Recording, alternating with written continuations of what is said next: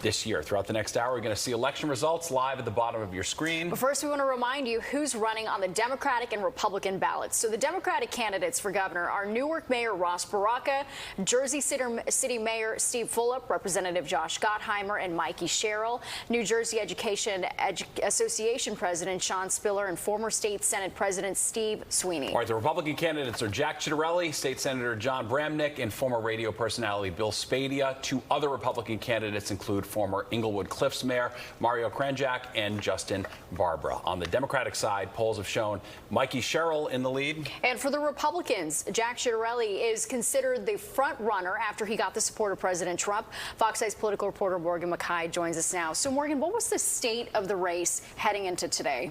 Well, as you guys noted, this is a packed field of candidates, both on the Democratic and Republican side. And although there are those two candidates leading in the polls right now, many experts say it's all going to come down to voter turnout. Congresswoman Mikey Sherrill has been leading in the polls headed into today. A former Navy helicopter pilot, Sherrill flipped a long-held GOP district in northern New Jersey in 2018, helping Democrats win back the House in President Donald Trump's first term. Following behind are two New Jersey mayors, Mayor Ross Baraka, who was charged with trespassing last month outside an ICE detention facility. Prosecutors dropped those charges days later. And Jersey City Mayor Stephen Fulop, who has worked to portray himself as a progressive, anti-establishment candidate. Also running is Congressman Josh Gottheimer, who raised quite a bit of money in this race. He has run toward the middle, promising tax cuts and emphasizing cost of living issues. New Jersey Education Association President Sean Spiller, who is also the former mayor of Montclair, and former State Senate President Steve Sweeney, the lone South Jersey candidate in the race.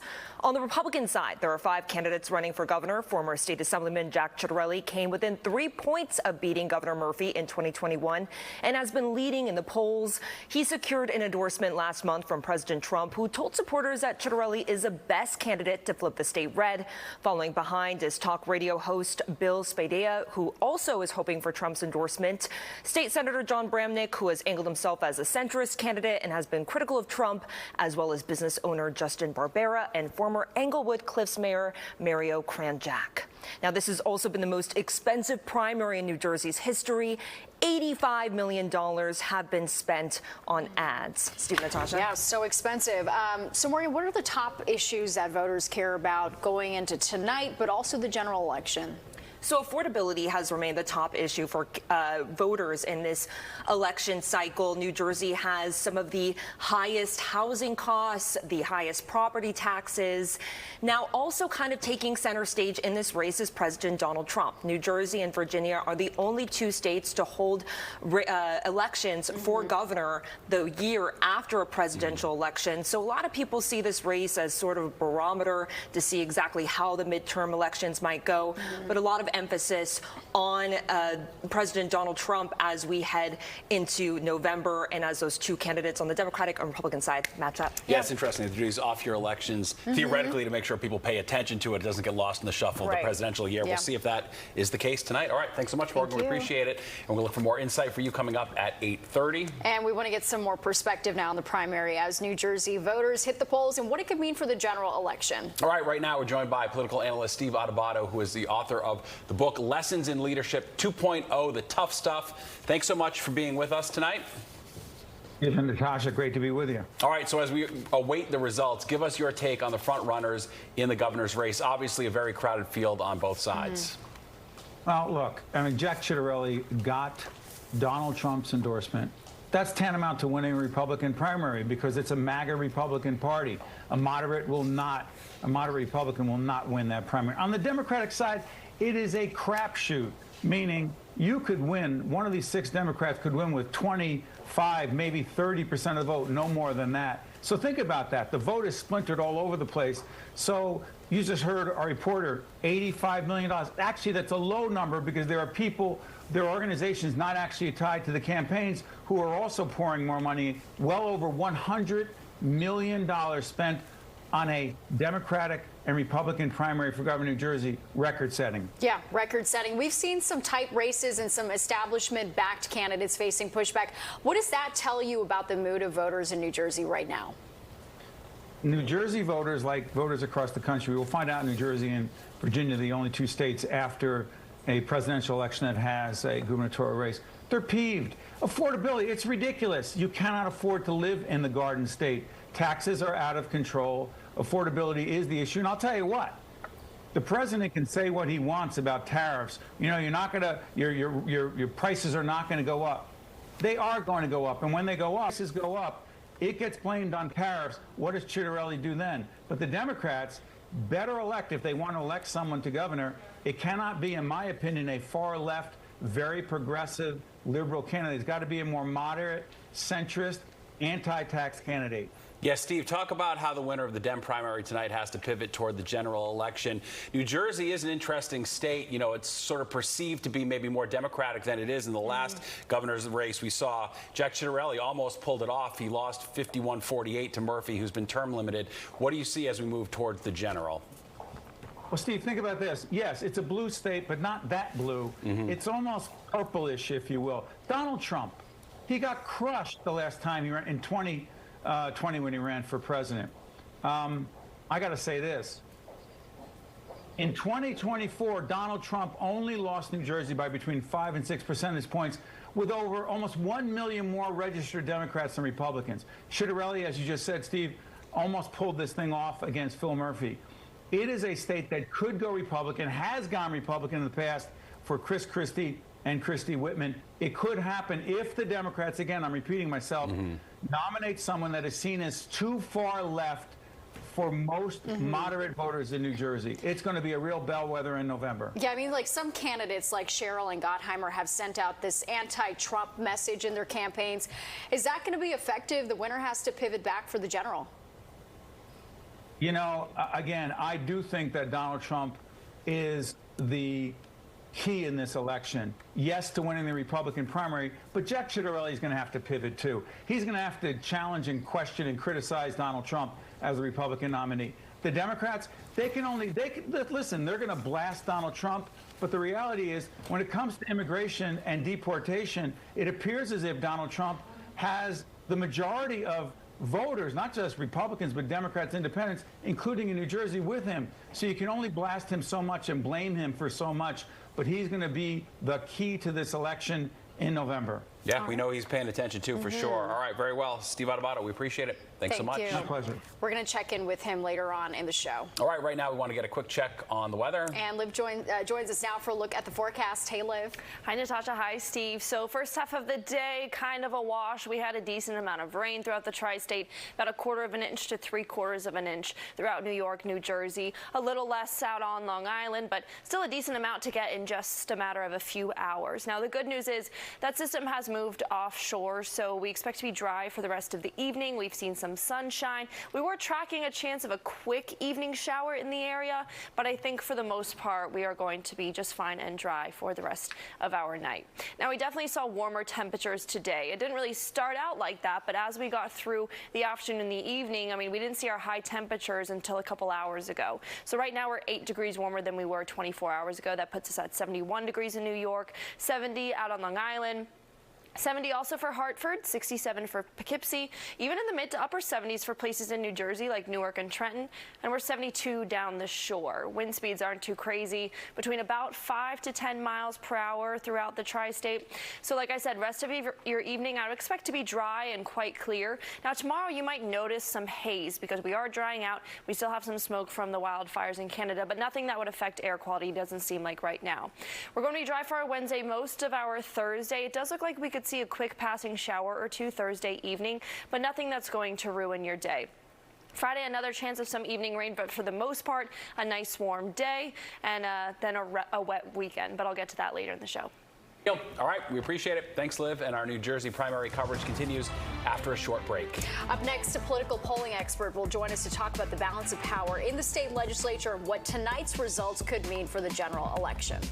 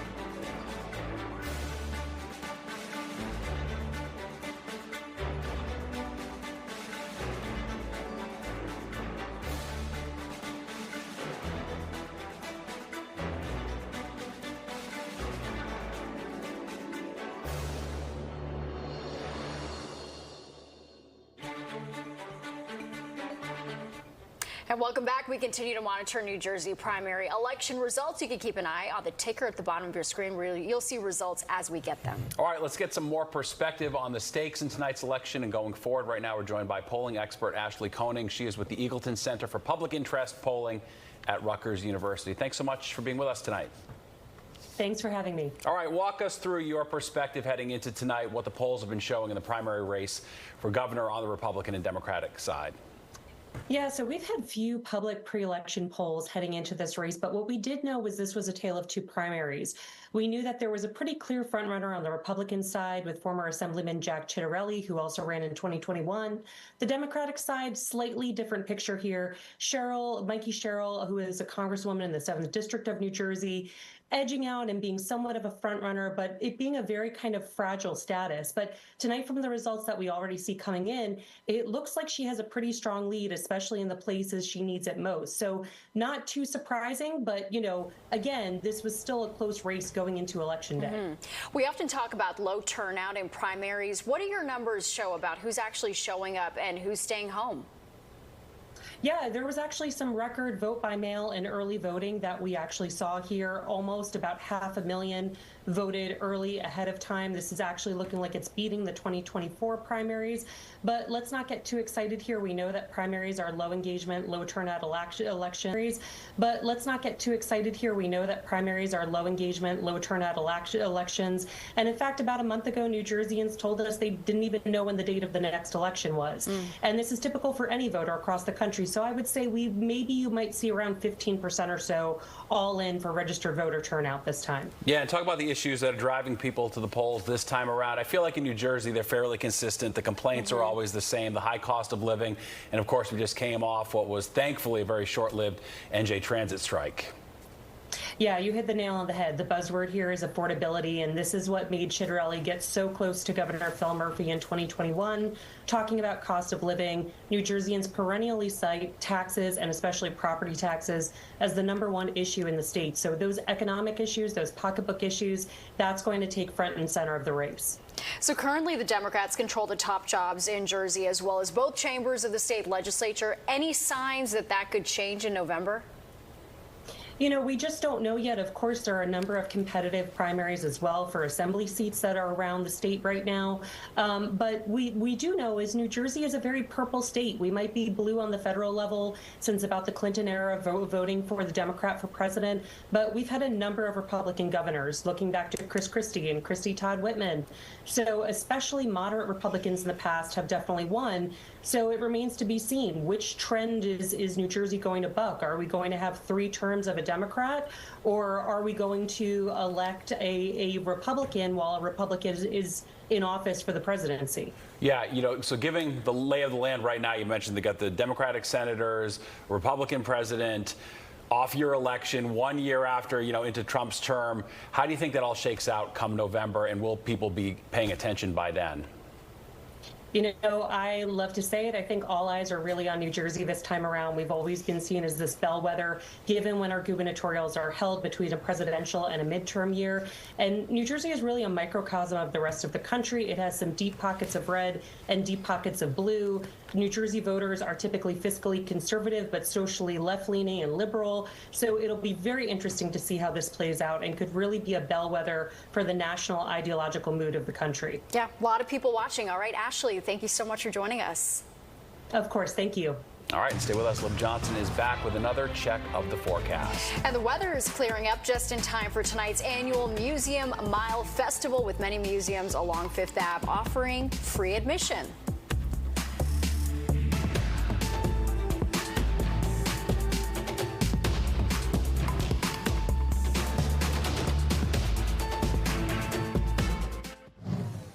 June 7th.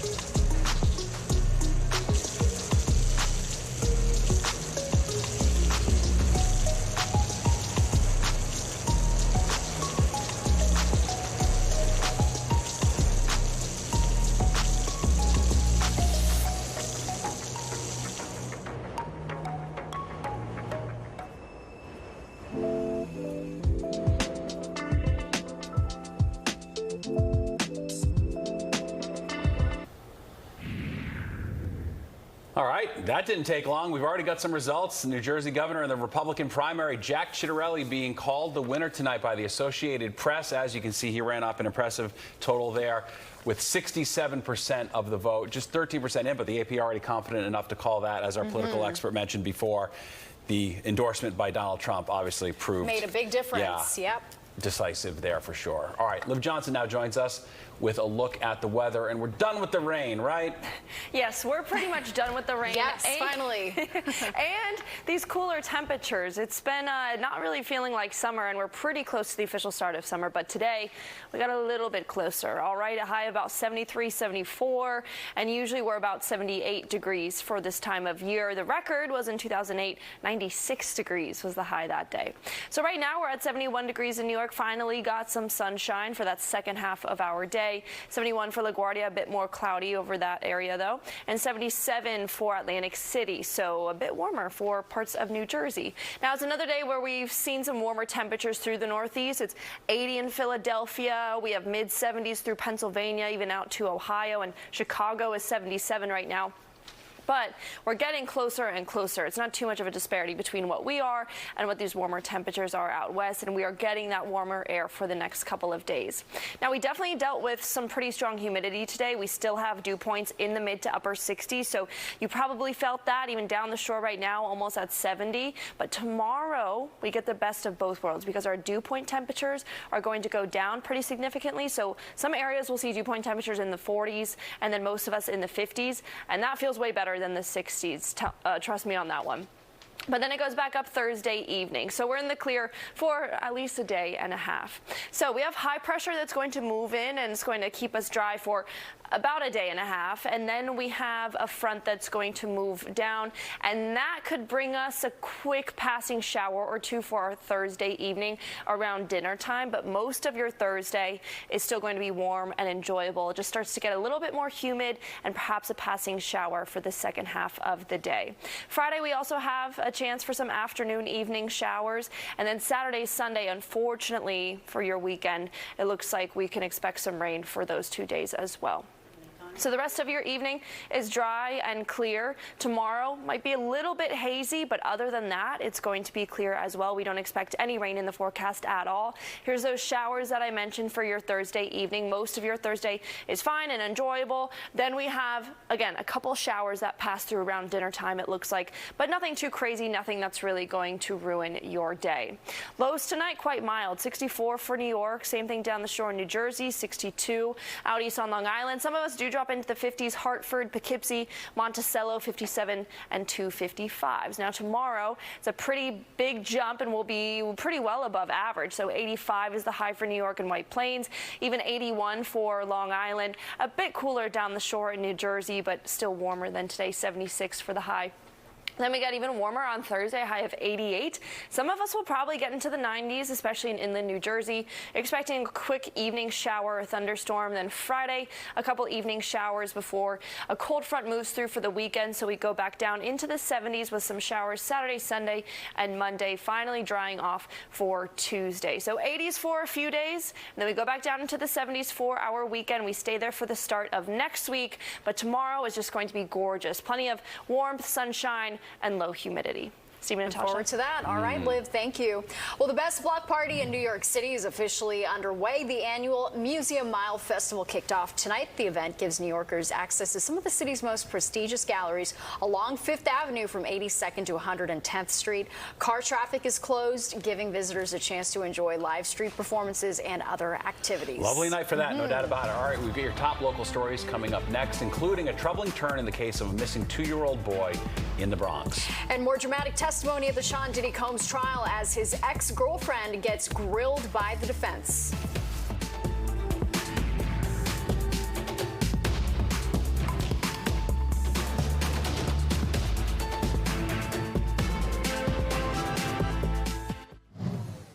I started having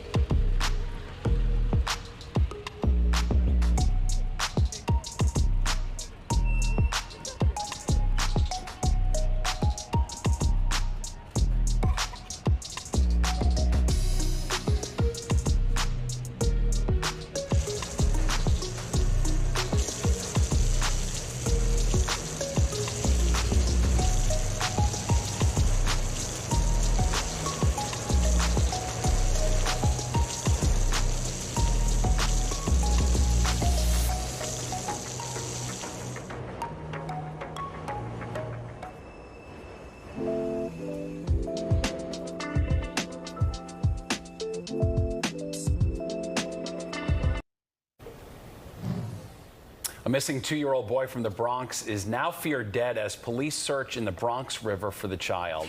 Dive teams started searching the river after the boy's mother told police the boy's father may have thrown him into the Bronx River. The child was last seen alive a month ago after the mother reportedly allowed the father to take him to a family party over Mother's Day weekend. 2-year-old Montrell Williams was last seen in Hunts Point, not too far from where police are searching. Mayor Adams says investigators are trying to find out a timeline of what happened. A troubling series of events based on the actions of the dad in handling the child that we need to find out exactly what happened. We're still praying that the child is all right. The parents of the little boy have shared custody when the little boy's father did not return the child when he was supposed to a few weeks ago. Well, that's when the boy's mother alerted authorities. Sean Diddy Combs' ex-girlfriend on the stand again today, spilling more details about her business and sexual relationship with him. Jane's testimony, as she's being called today, was more about anger and jealousy as she described her envy of Combs dating rapper Young Miami and that she did not want her relationship with him hidden. Jane also testified to the thousands of dollars Combs has given her for furniture, veneers, trips, and to start her own business, on top of still paying her $10 grand a month rent on her home in L.A. After 4 days of deliberations, the jury in Harvey Weinstein's sex crimes retrial has still not reached a verdict. Before they were dismissed today, they sent notes to the judge asking for some of Jessica Mann's testimony, emails, and her medical records from Mount Sinai Hospital. Weinstein is charged with raping Mann in 2013. This is the second time jurors will go over her testimony and her medical records since they started deliberating last Thursday. Weight loss drugs continue to grow in popularity. But the age group that's seeing the biggest jump in usage might surprise you. Those details coming up, plus this. It's graduation season, and one high school has you seeing double more than a dozen times. I'm Jody Goldberg on Long Island. That story coming up.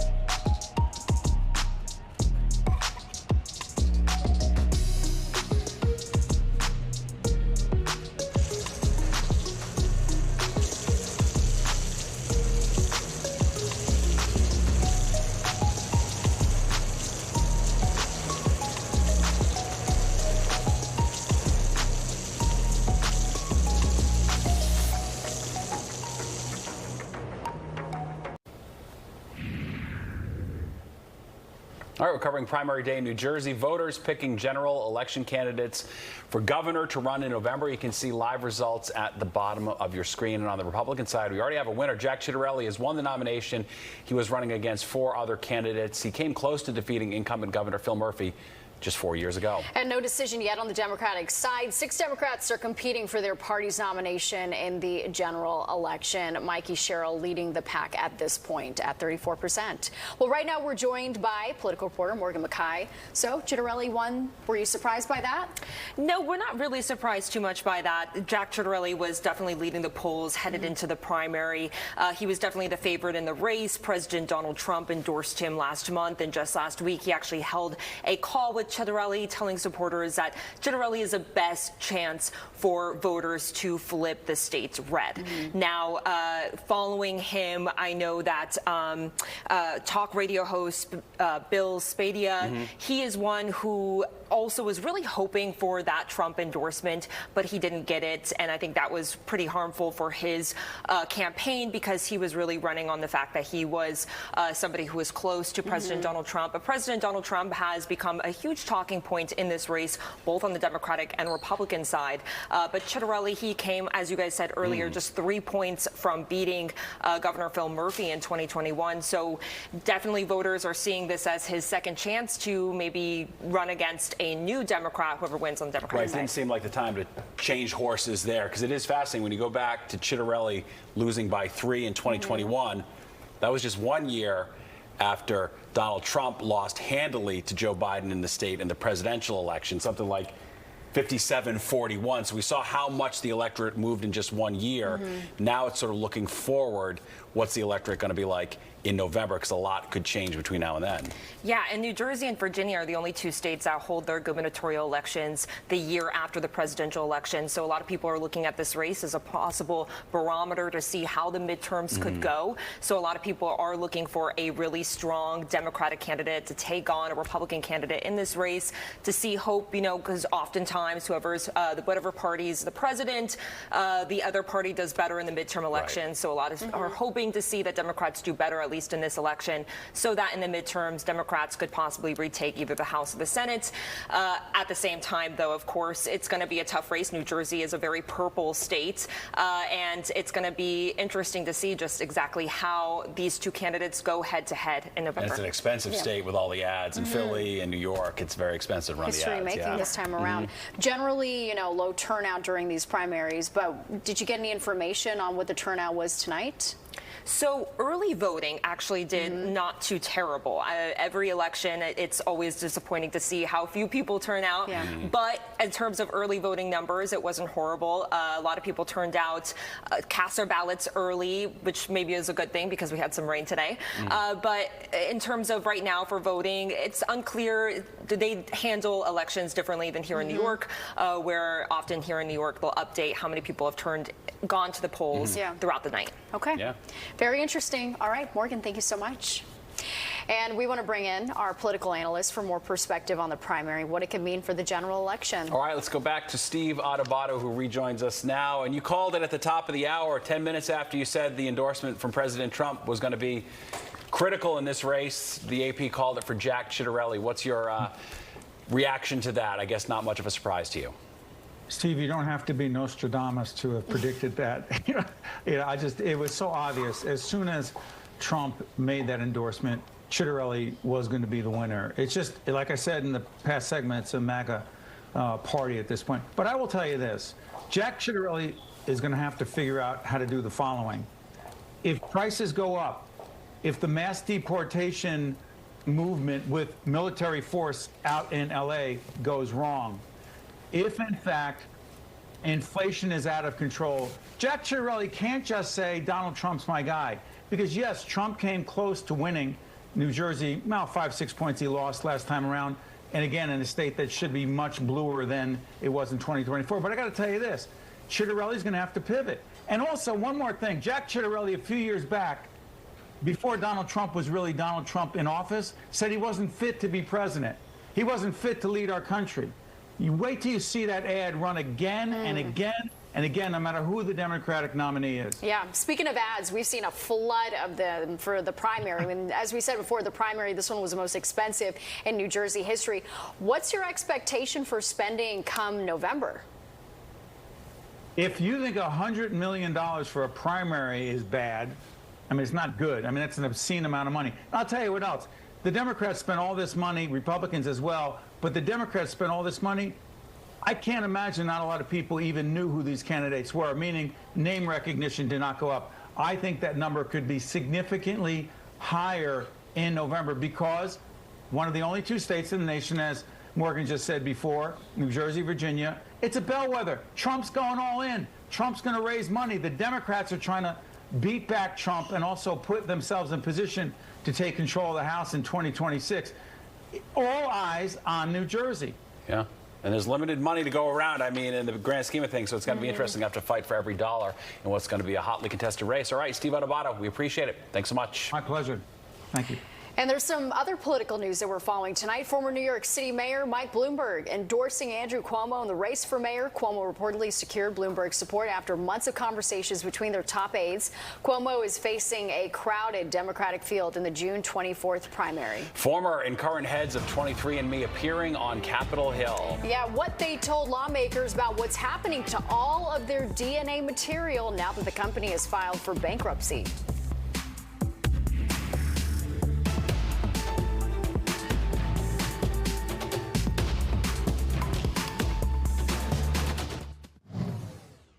Bring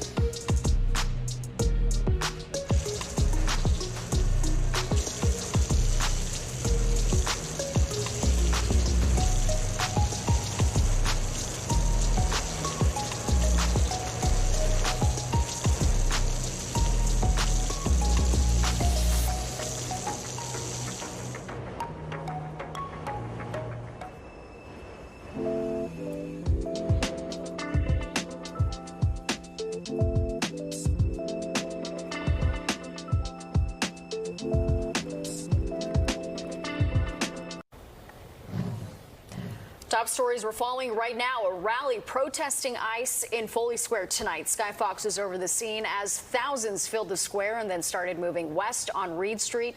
Before heading uptown, the mayor and police commissioner have promised to rein in any protests that turn violent. The standoff between protesters and law enforcement less intense tonight in L.A., but the deployment of 2,000 National Guardsmen and hundreds of Marines continues to escalate tensions between the president and California Governor Gavin Newsom. California's attorney general has sued the Trump administration for sending a federal response that was not requested. Defense Secretary Pete Hegseth defending the military's involvement in the L.A. protests when he testified on Capitol Hill today at a House hearing. The mobilization of U.S. Marines and the National Guard is expected to cost $134 million. Hegseth said that the deployment will last 60 days. The secretary will testify before the Senate on Thursday. A shooter opened fire inside a school in Austria, killing 10 people. Many others were injured. The gunman took his own life inside the school.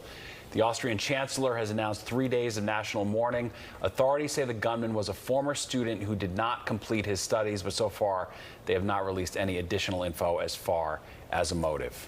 A new report shows more kids and teens are using popular weight loss drugs like Ozempic and Wegovy. The GLP-1 medications were originally developed to treat diabetes, but now they're being used for weight loss. A recent study found use among children 14 and under shot up 84% from 2023 to 2024. There was a 67% increase among Gen Zers and a 47% increase among millennials. Wegovy was the first medicine approved for use in kids back in 2022. Executives from the genetic company 23andMe facing tough questions today on Capitol Hill. They appeared at a hearing focused on national security and privacy concerns after the company's recent bankruptcy filing. Fox's Jerry Willis has more. Unlike a password, you can't change your DNA, and it can't truly be anonymized. Lawmakers on Capitol Hill are asking tough questions about the bankruptcy of 23andMe and how it will impact the private genetic information of more than 15 million Americans. The company went bankrupt back in March. It's now up for sale with an opening bid of $305 million, but it's not clear who will control all that DNA or who has access to it right now. To the best of my knowledge, only people with the need to access that genetic data at 23andMe have access to it. To the best of your knowledge, but you cannot assert that no one else has had access. Lawmakers also want to know what will happen to the millions of discarded DNA samples and whether 23andMe follows through when a customer asks for their records to be destroyed. I'm not aware of the specifics around how it's destroyed. So it could be just thrown away. Look, I'm just asking that question because you can learn a lot by going through somebody's trash, right? Another major concern, possible foreign influence or outright theft of American genetic records, including by China, which has said it wants to be the world leader in bioengineering and genome research. Do you think, for you or in the future, anybody should care that the Chinese take over one of these companies? As I said in my statement, I am concerned about China and how China is leading in biotechnology. 23andMe says almost 2 million customers have requested their data be deleted following the bankruptcy filing. In New York, Jerry Willis, Fox 5 News. All right, breaking news right now. The Associated Press has just called the Democratic primary race for governor. Representative Mikey Sherrill has won in a crowded field with 5 other candidates. So now that sets up a governor race between Sherrill and Republican Jake Ciattarelli. Morgan Mackay is going to rejoin us shortly with some updated results. Wow, that all came down quick. The polls just closed at 8 o'clock. Fascinating stuff. All right, well, the Bronx Zoo welcoming some new babies. That's right, and there could be more on the way. What makes the arrival of these baby goats so special?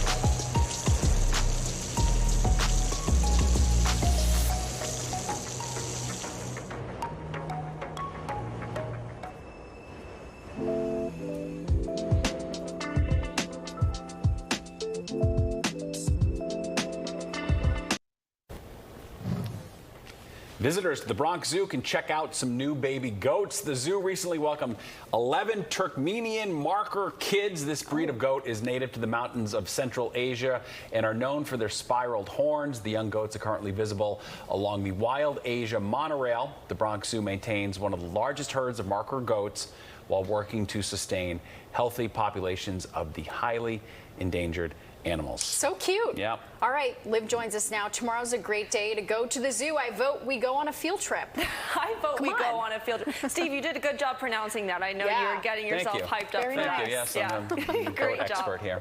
Yeah, tomorrow's a good day to be outside in general. I mean, it's going to be a little hot for some people, but it's not going to be humid, so that is going to be a relief. Rain moves out. We started the day with a decent amount of rain, at least for our early, late morning and parts of our afternoon. Nice day tomorrow. Like I was just saying, warmer temperatures. We're taking a big jump back into the mid-80s tomorrow. Weekend showers possible, unfortunately. So we did have some showers. That system moved away, and we're looking at some nice dry air behind it. So we're clear for at least a day and a half, 2 days from now. When you look at highs around the country, it was a hot summer day for many areas. 86 for D.C. and Atlanta, 94 for New Orleans. We're looking at upper 80s through Tennessee, 85 for Kansas City. Salt Lake City got up to 93 degrees, and even Denver got up to 87 for their Tuesday. Here, very different story. Usually we're about 77, 78 degrees this time of year, but we just got up to 73 in New York today, 75 out on Long Island. The heat up already started a little bit further west because that's the way the air is moving. So we have 79 for Belmar today, 79 for Newark as well, and Trenton did hit 80, and that's a little bit of a taste of what we have tomorrow. Meanwhile, just 71 was the high for Hartford. So our satellite radar tried to push a couple showers in for the evening time, so saw a stray shower here and there, but for the most part, the majority of that rain came in the morning for your first half of the day. Right now, we're still pretty close to our highs for the day, 71 in New York, 70 out on Long Island. We have 67 for Hartford, Bridgeport, and Poughkeepsie. 72 down the shore in New Jersey right now. Very light winds, about 5 to 10 miles per hour. We don't see really any wind gusts in the area. It's been a calm day wind-wise. So we do have high pressure that's going to move in and protect us for a little bit, but then this front is going to swoop down across the country, hit us, and bring a quick shower for our Thursday evening. But here's what we have for our Tuesday evening. Temperatures are going to stay quite mild tomorrow morning. When you wake up, head out the door, it'll be in the mid to upper 60s with clear skies. The most you'll see is maybe a little bit of haze, but our air quality is still expected to be pretty decent.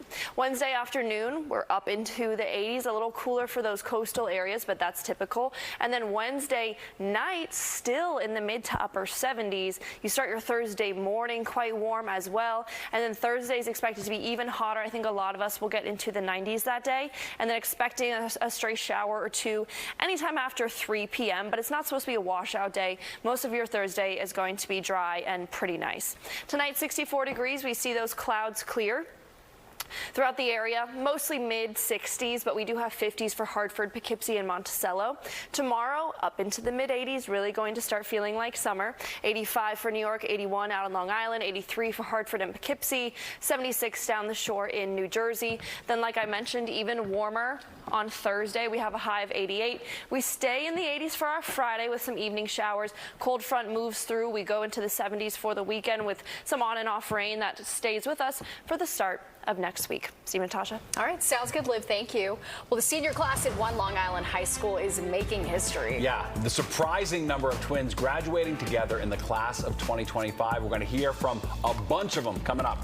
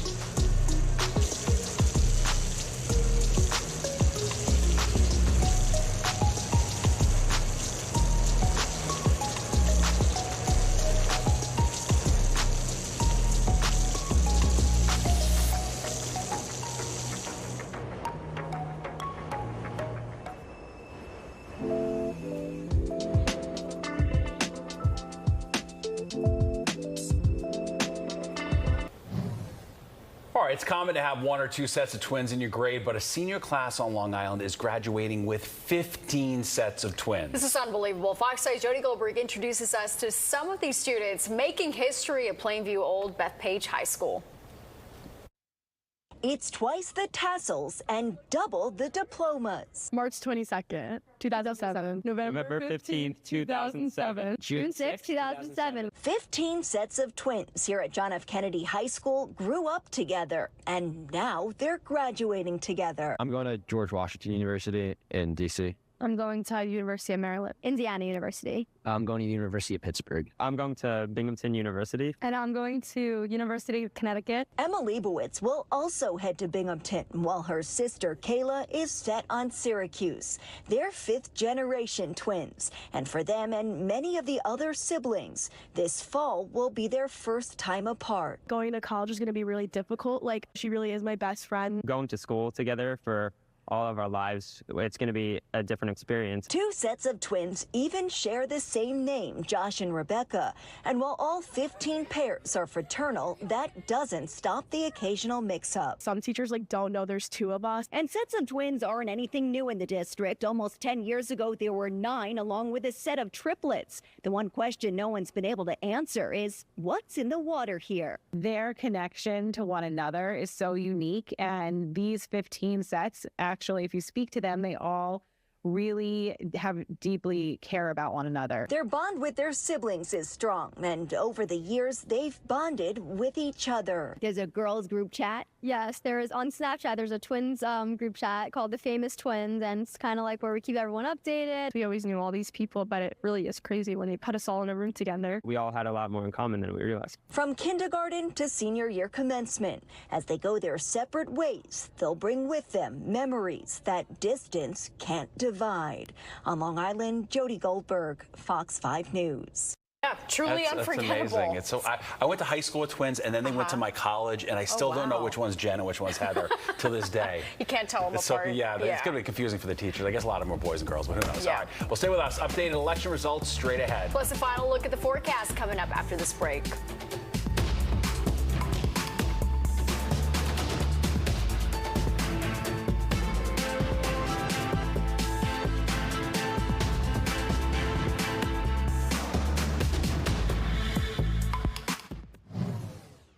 Are you?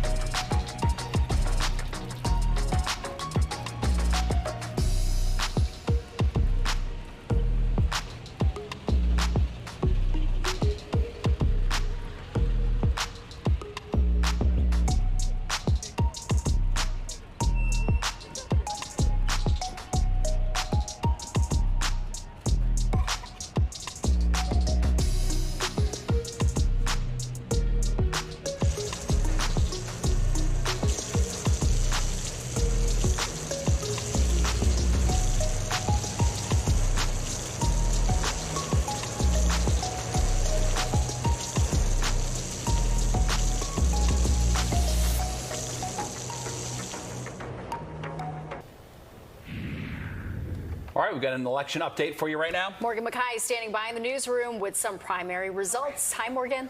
Hey, Steve and Natasha. So Congresswoman Mikey Sherrill, she had been leading in the polls, and now she has been named the Democratic nominee for the Democratic Party in the New Jersey governor's race. She is in her 4th term in Congress, and she has an extensive background. She's a former Navy helicopter pilot and a former federal prosecutor, and she says one of the reasons that she jumped into this race is because of President Donald Trump, really setting up a contrast between her and the Republican candidate, former state assemblyman Jack Ciattarelli, who has now become the Republican nominee. He just won the Republican primary as well. So he just secured the endorsement last month of President Donald Trump. He was on a call with him just last week, urging supporters. Trump was to vote for Ciattarelli, saying Ciattarelli is the best chance to flip the state red. So this is going to be a showdown here in November and really be a reflection of what's going on in the federal government between Mikey Sherrill and Jack Ciattarelli. Yourself for all of the political ads on the way. That's right. We love it. All right. Thanks, Morgan. And Liv joins us now with a look at the final weather. It's going to get warm out tomorrow, Liv. Yes, it's going to be warm and nice, not too humid. A high of 85 in New York, 81 out east on Long Island, 83 for the Hudson Valley.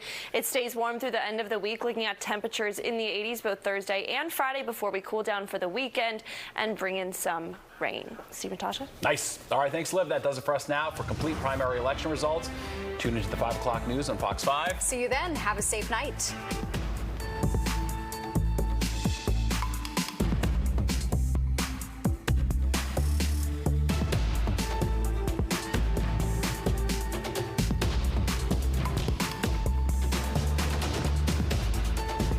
This is a Fox 5 election update.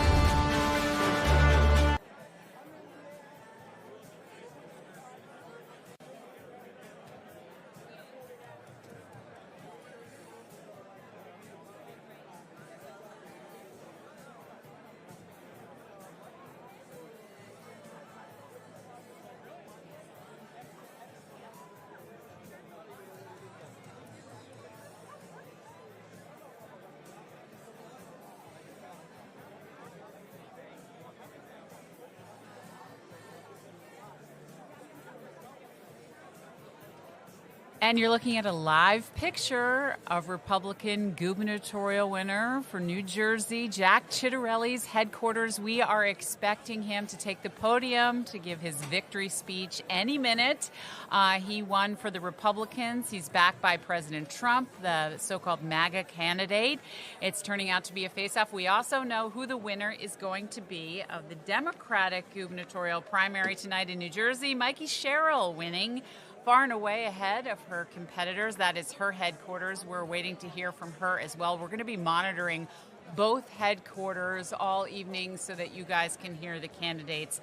This is really shaping up to be what could be a bellwether for the midterm elections. This is Mikey Sherrill was a very anti-President Trump candidate, vowing to fight against him. And Jack Ciattarelli, of course, was endorsed by President Trump and vowing to support his policies in New Jersey as well. So we'll really have to see how this matchup turns out as the weeks and months follow as we get toward November. So we're keeping an eye, as we said. We're expecting to hear from Jack Ciattarelli moments from now, so stay right with us.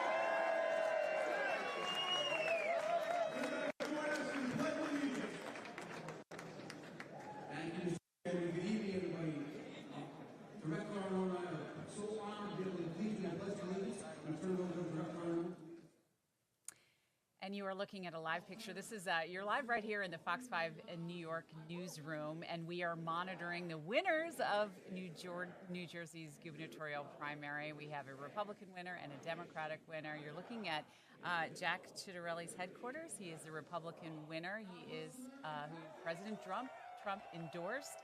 He's a so-called MAGA candidate running for governor, and he is going to now be facing off against Democrat Mikey Sherrill, a former Navy pilot who has served in Congress for a number of years and vowed to fight Donald Trump. So it should be a very interesting race coming up. And I'm talking to you now from our newsroom because we're following, we have cameras at both headquarters, and we're expecting to hear from Ciattarelli moments from now. Right now, just a couple of people who worked in his campaign taking the podium. Let's listen in.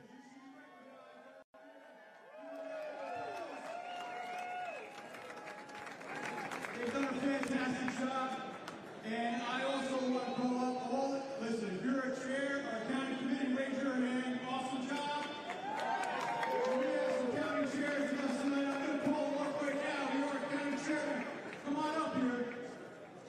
I'm not going to introduce them one by one, but some key people that supported Jack in the very beginning. And they're here tonight to celebrate. And we want to thank them all for their hard work. And I know our state committee woman, Janice Fields, is in the house. And I know that none of this happens without money, so Jeff Vanderbeek, wherever you are, thank you so much for coming. You rock. So listen up. We have a special time here. We have a special time this year to flip New Jersey red. And we know it starts tonight, and that all starts with Jack. And I will tell you, as chairman, I've watched Jack, and we supported him here in Monmouth County, his first campaign. We grew up 147,000 votes that year, and last year in Monmouth, 197,000 for Trump. And that's what we're talking about, because we know it takes that kind of turnout to flip this state red and get Jack Ciattarelli over the line. And we know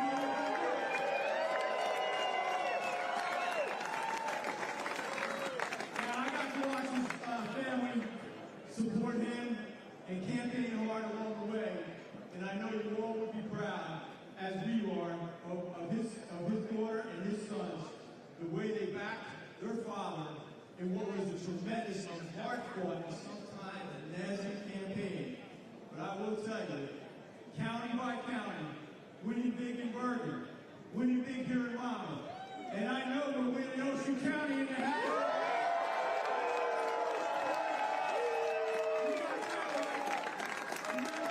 We know what the deal is. And wait, we got a rap crew here too, because I told them I'd give them a shout out. And we know the red bow tie crew was here in the house. But it is amazing to watch, and I'm going to call Alexa Ciattarelli up here to introduce and our next governor of New Jersey, Jack Ciattarelli.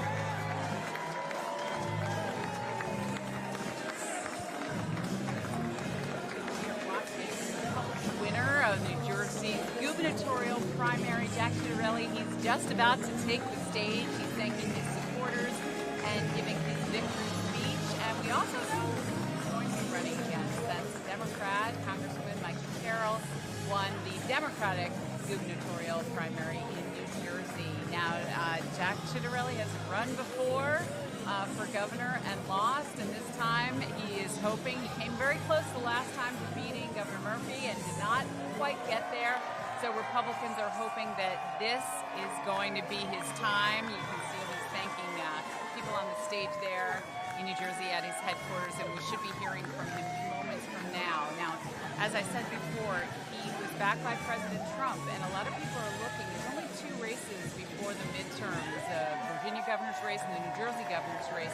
So a lot of people are looking to see if this is going to be a bellwether for the midterms and whether President Trump-backed candidates will actually win, and whether Republicans could try to flip New Jersey, which has over the years really become a blue state traditionally, but more and more purple.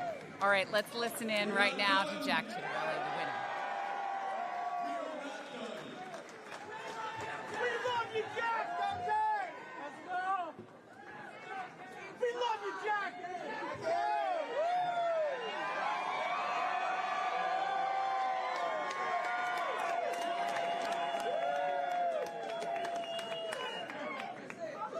Thank you, guys. Thank you. Right here, right now, in this magnificent building, an iconic location, one that embodies New Jersey's proud history of innovation, ingenuity, and big ideas.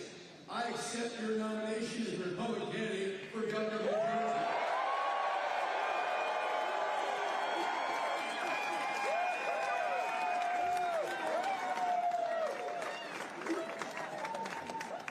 Months ago, we kicked off this campaign with one goal in mind, fixing and saving our great state. Tonight, we took the next step in achieving our mission with a clear and convincing primary victory. Tonight, because of you, we won all 21 New Jersey elections.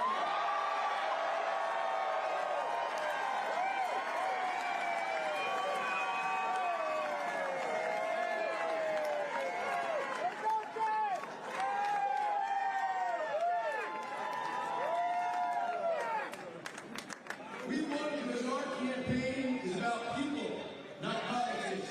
It's about vision, not division. We won because of our positive energy. We won because we talked about the issues that matter. The critical issues facing our state, and my plan for a safer, more prosperous, and affordable New Jersey.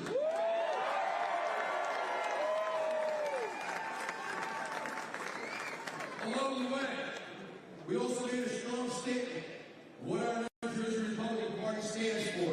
A party open to anyone and everyone who's willing to work hard and play by the rules. A party of Jersey values and common sense policies. A party that believes our best days are ahead of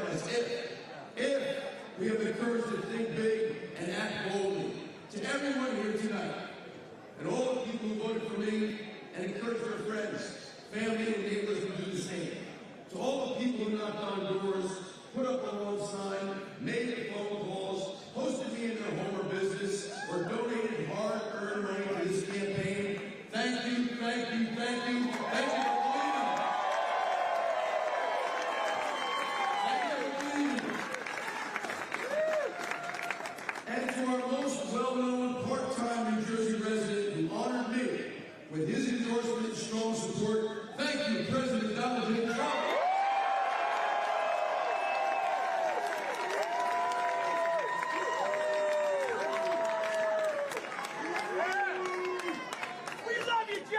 Love you back.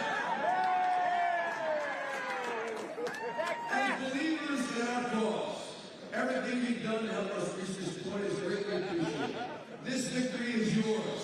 And so tonight, we celebrate. But for only one night. And tomorrow, we get back to work. As the real cause of celebration comes on the evening of November 4th.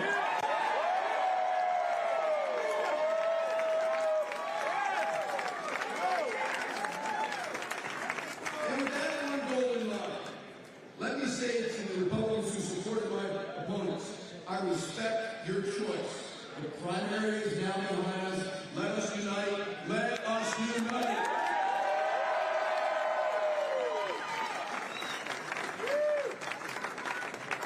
As a party, it's time for us to now speak directly to the people of New Jersey.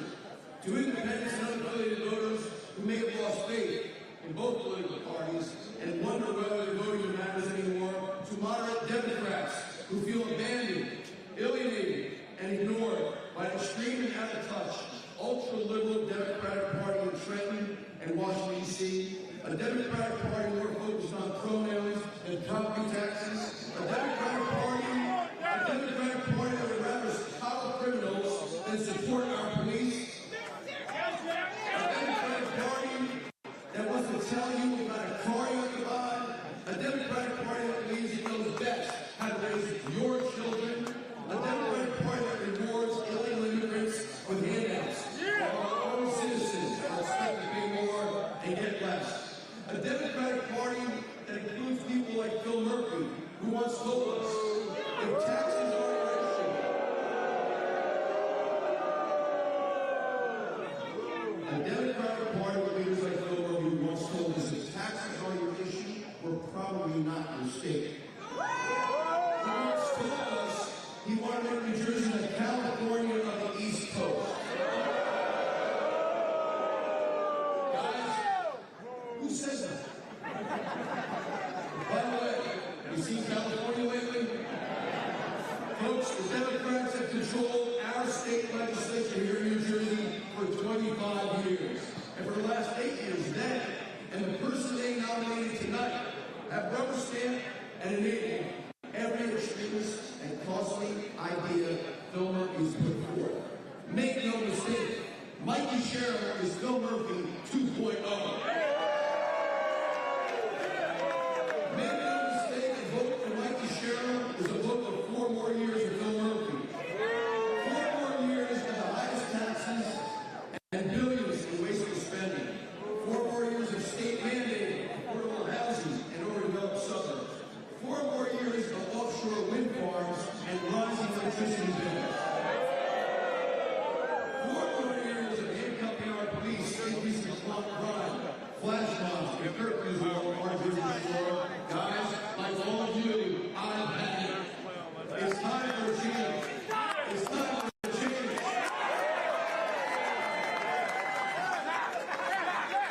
It's time for bold, confident, serious leadership determined to fix our state. It's time for a Jersey guy who understands that people are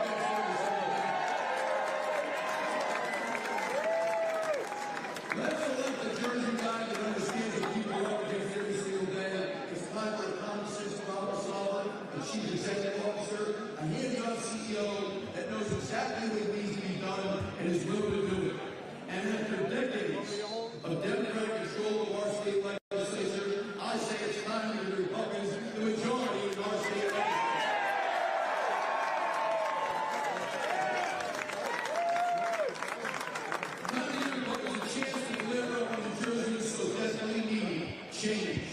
And when I say change, I mean it. And I mean it for New Jerseyans, all New Jerseyans, including our minority communities, who the Democratic Party has exploited and taken for granted for years. I won't, we don't, we won't.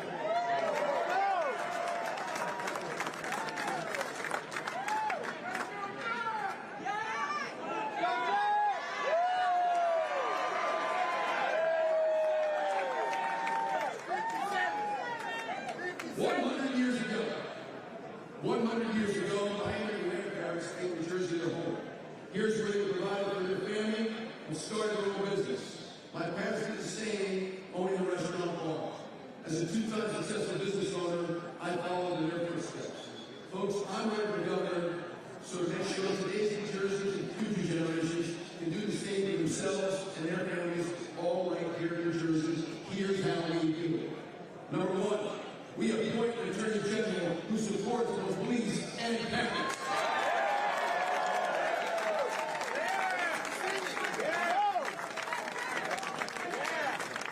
We lower property taxes and a new and more equitable school funding formula. We freeze property taxes for all senior citizens. We end sanctuary cities and us being sanctuary cities.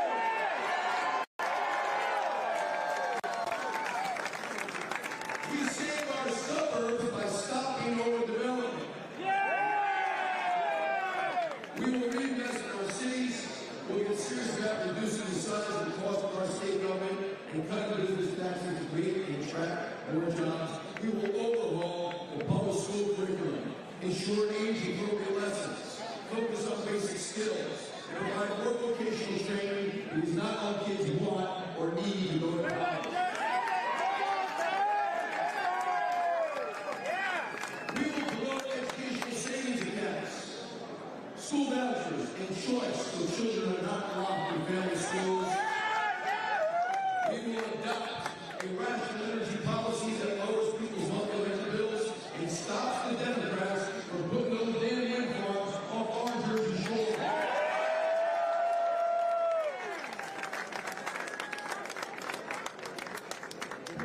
Mark my words. Mark my words. While we focus on these key New Jersey issues, my Democratic opponent will do everything in her power to change the subject. Trust me, if this campaign were a drinking game and you took a shot every time Michael Sherrill says Trump, you're going to be drunk off your ass every day. Drunk off your ass every day between now and November 4th. But every time you hear her say Trump, I want you to know what it really means. What it really means is Michael isn't a plan against New Jersey. It means she supports Philadelphia policies. And it means she can't run on her own record, and here's why. In Congress, Mikey voted 100% of the time for Joe Biden's failed agenda of open borders and sky high. She voted for big government policies that crush middle and working class families, making everything we buy more expensive. And if you ever need any proof how radical she is on the issue of illegal immigration, Mikey Sherrill sided with the extremists in her party and voted against. Voted no on the Lincoln Run-On Act. Are you kidding me? Are you kidding me? Here's something else Mikey did during her time in Congress. She got filthy rich. As Congresswoman, she bought and sold hundreds of stocks, more than tripling her own net worth to more than $10 million. And when she got questioned on it, she had the audacity to say, quote unquote, I got really lucky. Mikey's a guy anyway! As a former CPA, let me say this. Nobody is that lucky. Nobody. The fact that she can't or won't explain how she got so lucky disqualifies her, as does her breaking federal law on stock trades. New Jersey, this campaign is going to reveal who Michael Sherrill really is. It will also reveal how she'll lead New Jersey down the same failed path we've been on for years. In the meantime, visit MikeyMadeMillions.com.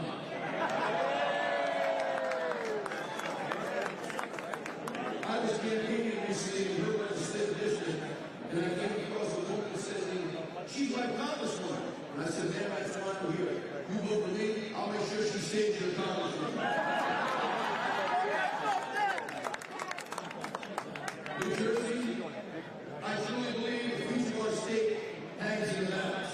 That is why, for the next 146 days, I will go about this race the only way I know how. Full speed, 100%, all gas, no break, no break.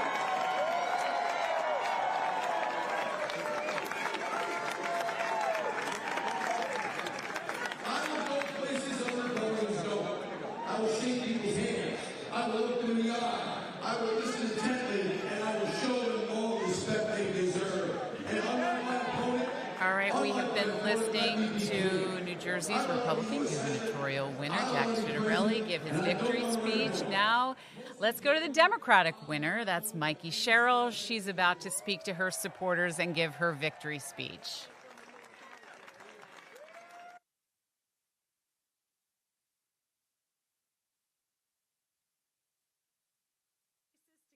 Galvanize a nation. He reminded people of what was at stake and why we fight, and he did not sugarcoat it. He wrote, "These are the times that try men's souls. Tyranny, like hell, is not easily conquered." And as always, New Jersey rose to the challenge.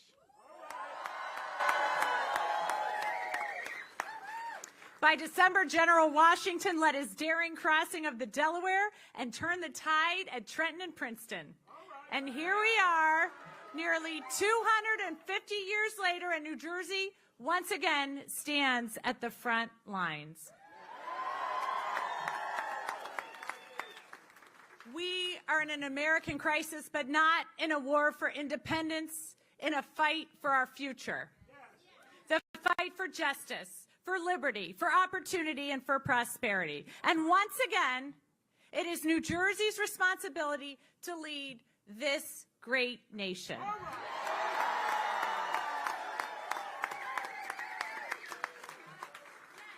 So, New Jersey, are you ready?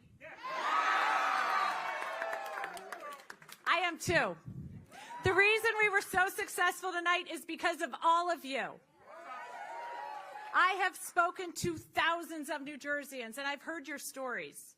You told me about your hopes and your fears, your dreams and your challenges, and you told me what keeps you up at night. And here's what came through loud and clear.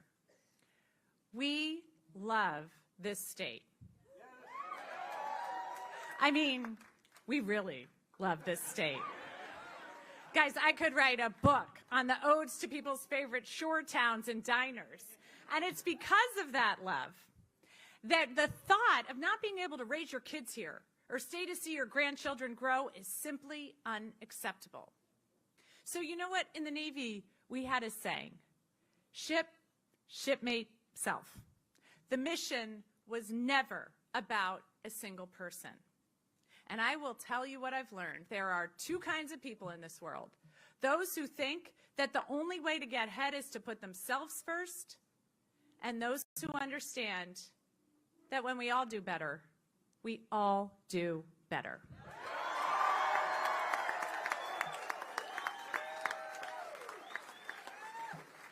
Those people mentor others. They create opportunity. And I learned in the Navy that true leaders are servant leaders. It's as much about serving others as leading them. And that's right. And I have always been honored to serve this country and serve this state. So I want to thank everyone supporting me so that I can continue to do just that. Here's what I love about New Jersey. I love that you can hike our mountains in the morning and hang out down the shore in the afternoon. We are the state that has produced everyone from Bruce Springsteen to John Bon Jovi, Lauryn Hill to Frank Sinatra, Whitney Houston, and the Jonas Brothers.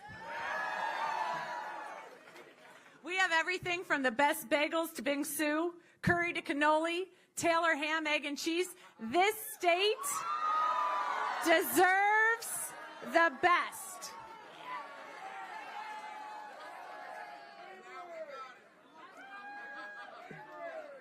A state like this is not going to be led by a Trump lackey like Jack Ciattarelli.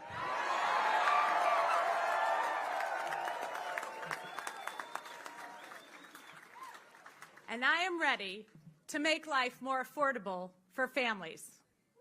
Jack has raised taxes at every level of government. He raised taxes as a council member. He raised taxes as a commissioner. And you guessed it, your taxes went up when he was an assembly member. I am going to protect your kids online and create a better future for them. Jack sold our kids out to powerful pharma companies peddling opioids. I fought for Superstorm Sandy relief and helped bring home millions for hard-hit New Jersey families. Jack voted against relief for Sandy victims 3 times, screwing thousands of homeowners at one of the worst moments of their lives. So listen, I'm going to protect our rights, including the right to an abortion. Jack has pledged to implement an abortion ban and to defund Planned Parenthood. I am ready to shake up the status quo. And Jack is the status quo. He's not changed, he's a rerun. He's a ghost of elections past. And I have fought for new opportunities my entire life. From my first oath to the Constitution as a teenager at the United States Naval Academy to this moment. I have always fought to upend unfair systems, and I am now going to take on systems that don't work or only serve special interests in the only way I know how, by running to be your next governor.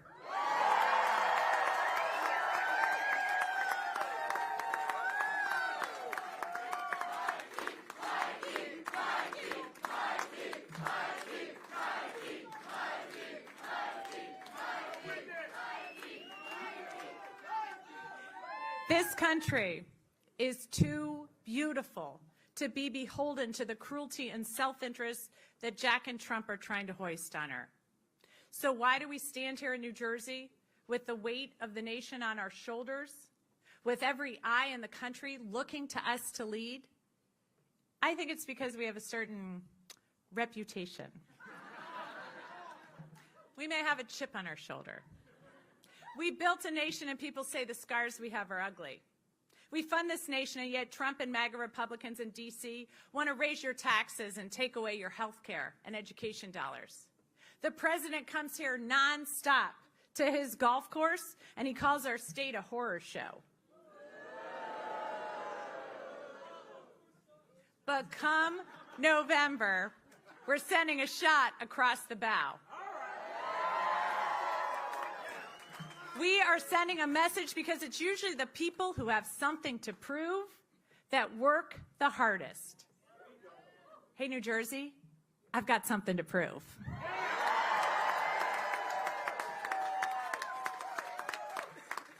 Tonight, I pledge to you, we're going to build something worthy of our state and worthy of our kids. With all of you, we can take on the tough fights and win. You saw it in this election. The Democratic Party is ready for the fight. We had 6 public servants run in this primary. Each had a different method, a different voice, a different experience.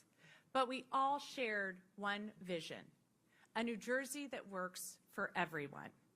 Not just the privileged, not just the insiders, not just those who look like us or pray like us or love like us. A New Jersey for everyone.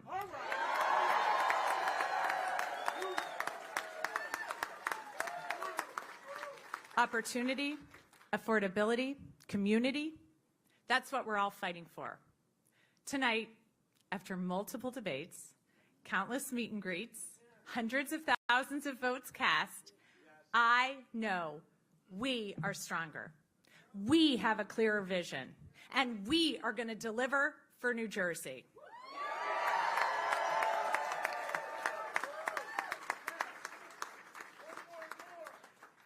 said from the very first day of this race that this would be a campaign that we all build together, that I would listen to voters first and foremost, because we all have a place and a say in our future. There are a number of groups that I'd like to recognize who were with me from the very beginning. I'm never going to forget your support. So to the hardworking men and women of labor, the laborers and the FMBA,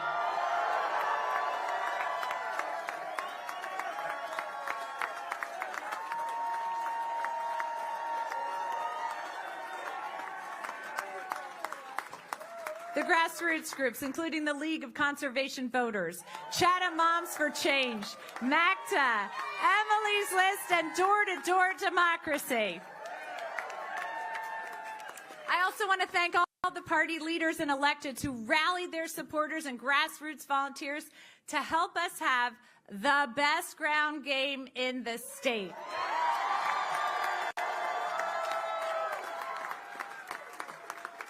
And I'd like to thank my team, to those who've been with me since 2017, and to those who joined our crew this cycle. Your tireless work and commitment to New Jersey are unmatched.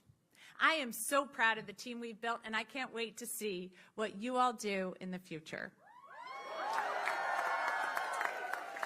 Both New Jersey and I are so lucky to have you in this fight, because New Jersey is going to be the place where families want to live, where businesses want to grow, and where children deserve every opportunity.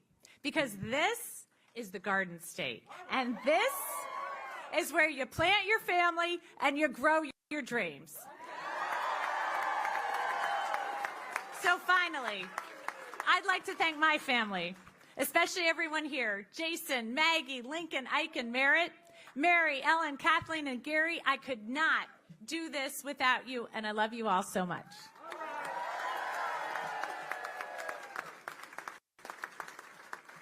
So let me close with this.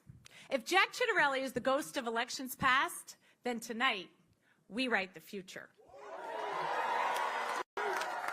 Because the future is built on hard work and hope. And here in New Jersey, we're known for our grit, for our tenacity, maybe a little bit for how loud we are. But it's going to take a strong voice to cut through the noise from Washington and deliver for the people. So I stand here tonight doing just that. And as a mom of 4 teenagers, you guys know I am not going to put up with the incompetent, whiny nonsense coming from aggrieved MAGA Republicans.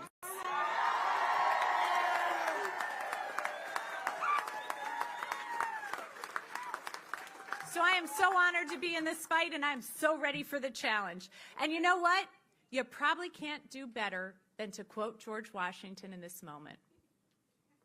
Fix the bayonets. I'm resolved to take Trenton.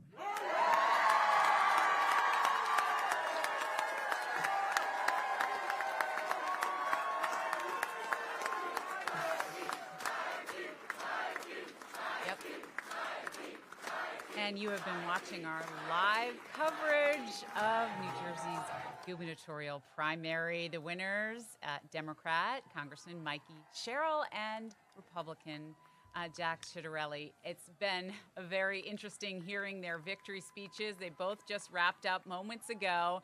And even though President Trump was not on the ballot, he is clearly going to be in this race. Both candidates already starting to attack one another. Ciattarelli, of course, was endorsed by President Trump. And, of course, Mikey Sherrill ran on fighting against President Trump. And that is what we heard them say in their victory speech. Both candidates vowing to be the candidate for change. Ciattarelli saying that the Republican Party now needs to unify behind him in New Jersey. He's also trying to attract Democrats and independents. And Mikey Sherrill saying she's the candidate for change, and she is planning to fight against any MAGA Republicans or Trump policies. So already they are not looking behind them. Even an hour ago, they are looking forward toward November. Republican candidate hoping to try to flip the blue state red. And Mikey Sherrill hoping that her experience in Congress and in the Navy helps her win in November. So it's been a very interesting race, but the gloves are off. They are already attacking one another. A few words thanking supporters, and then when it was right after, the race is on. The governor's race in New Jersey is already poised to make more money than any other race. Again, many looking at it very closely because New Jersey governor's race and Virginia, the only two races that coming before the midterm elections. So we'll be watching it with you. And if you're watching us right now on the Fox Local app, coming up, we'll have the 10 o'clock news and a whole wrap up of the election events this evening, the primary events. And then if you're watching on YouTube channel, we will thank you so much for watching, and we'll continue.